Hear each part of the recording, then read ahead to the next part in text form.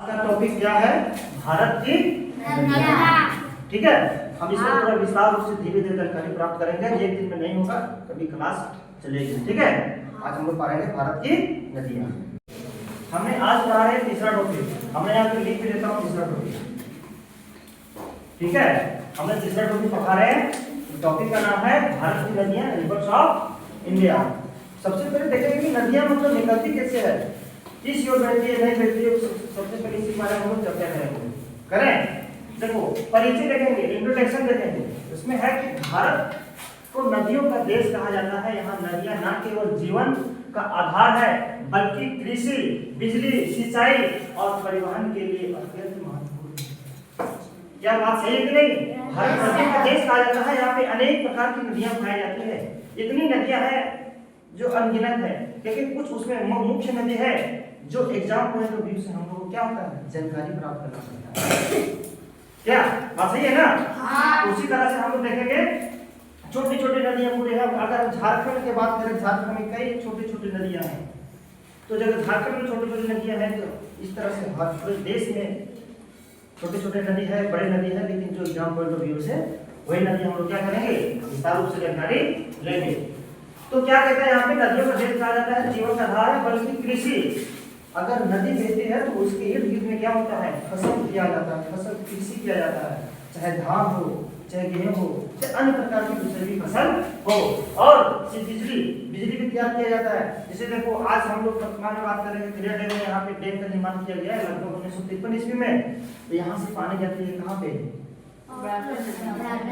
बराबर नदी। इससे क्या होता है, बगल में केटीपीएस है ना, प्लांट है ना, इससे पानी जाती है।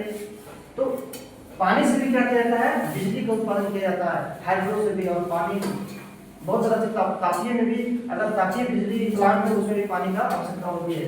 ठीक है ना। और सिंचाई और परिवहन के लिए महत्वपूर्ण है। परिवहन भी इसमें आराम से कर सकते हैं।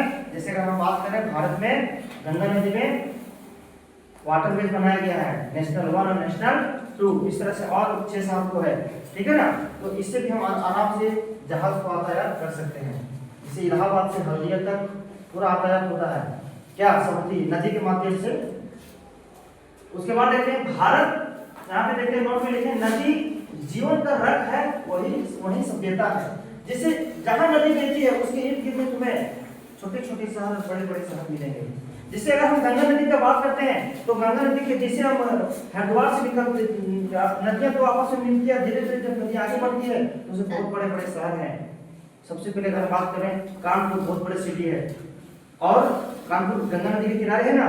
तो जहाँ नदी वहीं सभ्यता है, तो उसके इर्द गिर्द बहुत सारे क्या नगर बसे हुए हैं। उसके आगे आगे तो प्रयागराज मिलेगा, पुराना इलाहाबाद, वहाँ भी क्या है, नदी है। फिर धीरे धीरे वाराणसी आएंगे, पटना आएंगे, भागलपुर होते हैं, तो सिर्फ गंगा नदी का क्या नहीं है। इसी तरह से जितने सारे भारत में नदियां हैं उसके इर्द गिर्द बहुत सारे छोटे बड़े नगर और शहर बसे हुए हैं। ठीक है ना। फिर हम बात करते हैं, भारत की नदियों को 2 मुख्य श्रेणी में बांटा गया है। एक का नाम है हिमालय नदियां, हिमालय श्रेणी बोल सकते हैं, और पर्वतीय नदियां। हिमालय नदी सबसे पहले पढ़ेंगे। हिमालय नदियों में गंगा नदी, सिंधु नदी, सतलज नदी, यमुना नदी और ब्रह्मपुत्र नदी आदि आते हैं। ये हिमालय की नदियां हैं, हिमालय से निकलती हुई, बर्फ से निकलती हुई और ग्लेशियर से निकलता है नदियां। आई बात समझ में। फिर उसी तरह से पर्वतीय नदियां जो भारत के दक्षिणतम में पाया जाता है, गोदावरी नदी, कृष्णा नदी, कावेरी, नर्मदा और ताप्ती नदी आदि, इस तरह से बहुत सारी नदियां हैं। फिर हमने बताया तुमको कि हिमालय नदियां जो है, हिमालय वर्ष यहाँ की नदियां अस्थायी होती है। अस्थायी का मतलब ये होता है कि इसमें परमानेंट तुमको पानी मिलेगा, क्योंकि पहाड़ से बहुत सारा ग्लेशियर से निकलती है। ग्लेशियर का मतलब होता है जब ग्लेशियर में धूप रोशनी पड़ती है तो उससे बर्फ पिघलता है, तो पिघलते हुए वहां से क्या होता है, पानी का निर्माण होता है। उस तरह से धीरे धीरे पानी का बहाव होता है, इसीलिए इसको हम परमानेंट रिवर कहते हैं, अस्थायी नदी कहते हैं। इन नदियों में जल का स्रोत बर्फ से होता है, ग्लेशियर से और वर्षा तो सभी से होता है। अगर वर्षा होगी तभी तो भी नदी बहेगी, और ग्लेशियर पिघलेगी तभी नदी बहेगी। इसीलिए गंगा नदी हो या यमुना नदी हो या सतलज हो, सिंधु हो, ब्रह्मपुत्र नदी हो, इसमें तुमको सालों भर पानी मिलेगा। लेकिन अन्य नदी का बात करें तो उसमें सालों भर पानी नहीं मिलेगा, थोड़ा बड़ा मात्र नाम मात्र का मिलता है। लेकिन जो गंगा नदी है इसमें तुमको हमेशा पानी मिलता है। आया बात समझ में, क्योंकि हिमालय से निकलकर नदी आ रही है। फिर हमने इन नदियों के आसपास बड़े बड़े मैदान पाए जाते हैं। गंगा नदी हो, ब्रह्मपुत्र हो, सिंधु हो या सतलज हो, इसके क्षेत्र में ये बड़े बड़े मैदान पाया जाता है। मैदान का अर्थ ये होता है कि उस क्षेत्र में बहुत बड़े पैमाने पर कृषि किया जाता है, खेती किया जाता है, या जिस प्रकार की खेती हो, या गेहूं हो, या चावल हो, या अन्य और दूसरा को खेती हो, खेती किया जाता है। ठीक है ना। फिर हम प्राकृतिक नदी देखेंगे। यहाँ की नदियाँ अस्थायी होती है और इन नदियों का जल स्रोत वर्षा पर आधारित है। इनमें से कुछ नदियाँ पूर्व की ओर बहती है और कुछ नदियाँ पश्चिम की ओर बहती है। पूर्व की ओर कहने का मतलब हो जो नदी पश्चिम से क्या होती है, ओरिजिन होती है, और डिपोजिशन मतलब की जो गिरती है वो पूर्व की ओर गिरती है। पूर्व में कहाँ गिरेगी? बंगाल की खाड़ी में। और कुछ नदी पश्चिम की ओर बहती है, जिससे बहुत सारी नदियाँ पश्चिम की ओर बहती है। सबसे पहला नाम आता है नर्मदा नदी, ताप्ती, साबरमती और छोटे छोटे नदियाँ जो पश्चिम की ओर गिरती है। और पूर्व की ओर गिरने वाली नदी भारत में बहुत सारे हैं। सबसे ज्यादा अगर कोई नदी गिरती है तो बंगाल की खाड़ी में पानी सबसे ज्यादा नदी बहती है पूर्व की ओर, चाहे कृष्णा हो, कावेरी हो, गोदावरी हो या गंगा हो, बहुत सारी नदियाँ, बड़े बड़े नदियाँ, छोटी नदियाँ। ठीक है ना। फिर बहती है कुछ नदियाँ पश्चिम की बहती हैं तो बता दिए। फिर मुख्य 3 नदी की प्रणाली है। इसमें जो नदी बांटा गया 3 ही मुख्य नदी मतलब प्रणाली में बांटा गया है। मेन रिवर्स सिस्टम जो बांटा गया है। सबसे पहले देखेंगे सिंधु नदी प्रणाली। इसमें झेलम नदी, चिनाब नदी, रावी नदी, व्यास नदी और सतलज नदी। सिंधु नदी का सब सारे सहायक नदियाँ हैं, उसी को बोलते हैं मुख्य नदी। जो प्रणाली 3 भागों में बांटा गया है, सिंधु, गंगा और ब्रह्मपुत्र। इसलिए पंजाब को क्या कहता है? 5 नदियों का संगम करके 5 नदी से उसे पंजाब से गुजरती है। और पंजाब के इर्द में बहुत सारा खेती गेहूं की किया जाता है, बहुत अधिक पैमाने पर किया जाता है। ठीक है ना। और हमने देखेंगे गंगा नदी प्रणाली, इसमें यमुना, घाघरा और गंडक और कोसी नदी आती है और छोटे छोटे नदियाँ आती है जो नदी आती है उसको बताता हूँ। ठीक है ना।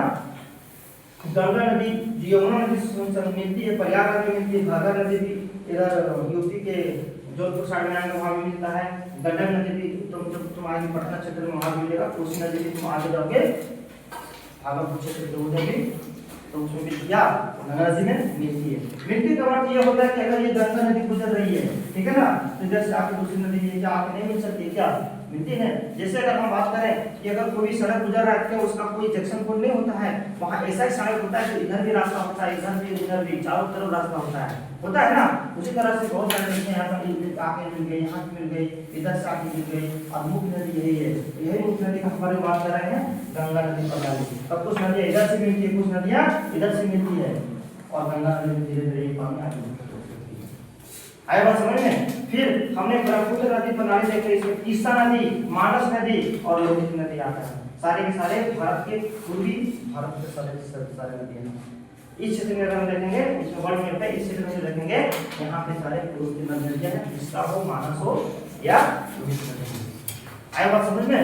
तो सारी इस तरह से है। अगर तुम्हें किसी को डाउट लगे तो आराम से पूछ सकता है किसी को डाउट? ठीक है ना। हमने फिर आगे धीरे धीरे क्या करेंगे, हम इसको देखें कि नदी क्या करेंगे। हम धीरे धीरे एक 1 बाय 1 नदी पढ़ेंगे, चाहे सिंधु नदी हो, गंगा नदी हो। गंगा नदी को विस्तार पढ़ेंगे क्योंकि गंगा नदी हमारे लिए क्या भारत की पवित्र नदी है और भारत की सबसे लंबी नदी है। भारत की क्या गंगा नदी, गंगा नदी भारत की सबसे पवित्र नदी है। गंगा नदी के इर्द गिर्द में बहुत बड़े बड़े शहर बसे हुए हैं, चाहे कानपुर हो, बनारस हो, इलाहाबाद हो, पटना हो, भागलपुर हो और इस तरह से बड़े बड़े शहर स्थापित है नदी के किनारे। ठीक है ना।